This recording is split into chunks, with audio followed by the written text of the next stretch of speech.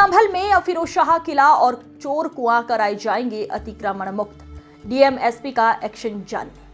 संभल में फिरोजशाह किला और चोर कुआं को अतिक्रमण मुक्त कराए जाने की योजना बनाई गई है। डीएम और एसपी ने प्राचीन किले के साथ ही तीर्थ स्थलों निरीक्षण किया है। वहीं एएसआई की टीम ने बावड़ी की खुदाई के कार्य को अपनी निगरानी में पूरा कराया है। उत्तर प्रदेश के संभल में प्रशासन की ओर से प्राचीन और धार्मिक महत्व वाले धरोहरों को संरक्षित करने की योजना पर काम तेज हो गया है। 24 नवंबर को शाही जामा मस्जिद सर्वे के दौरान भड़की हिंसा के बाद से लगातार प्रशासनिक टीम ऐसे स्थलों की पहचान करने में जुटी है। संभल में कई स्थानों पर खुदाई कराई गई है। इसमें बड़ी संख्या में ऐतिहासिक और धार्मिक महत्व के स्थल मिले हैं। मोहल्ला लक्ष्मणगंज में ऐतिहासिक बावड़ी मिलने के बाद फिरोजशाह किला और चोर कुआं को अतिक्रमण मुक्त कराने की योजना तैयार की है। संभल डीएम डॉक्टर राजेंद्र पैंसिया और एसपी के विश्नोई ने बुधवार को फिरोजशाह किले, शेमनाथ तीर्थ, नीमसार, तोता मैना की कब्र और राजपूत कालीन बावड़ी चोर कुआं का निरीक्षण किया।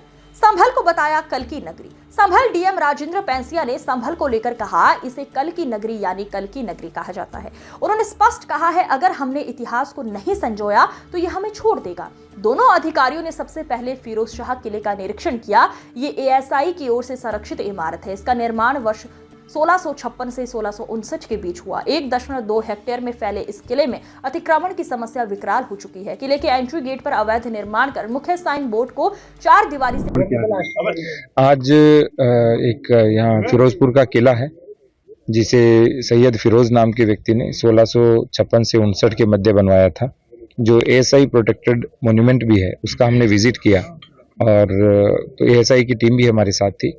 उसके बाद जो नीमसार तीर्थ के अंदर एक कूप निकला है, जो जिसमें एकमात्र जागृत कूप यदि कहें तो वो वही निकला है, जिसमें 10 से 12 फीट के ऊपर जल भी उपलब्ध है। और तीसरा अभी जो राजपूत काल की बनी हुई राजपूत बावड़ी बोलते हैं इसको, वहाँ हमने विजिट किया है। लगातार देखा जा रहा है, एक के बाद एक ऐतिहासिक स्थलों का दौरा किया जा रहा है, उनको संरक्षित करने का कार्य किया जा रहा है। इस नगर का इतिहास बहुत प्राचीन है। स्कंद पुराण हो, विष्णु पुराण हो, महाभारत काल का जो इतिहास है, उसके बाद में लगातार पृथ्वीराज चौहान की द्वितीय राजधानी रहा, सिकंदर लोधी की राजधानी रहा, तो एक लंबा इतिहास है यहाँ पे। तो इतिहास के अनेक अवशेष यहाँ हैं, बस उन अवशेषों को हमें सुरक्षित और संरक्षित करना है।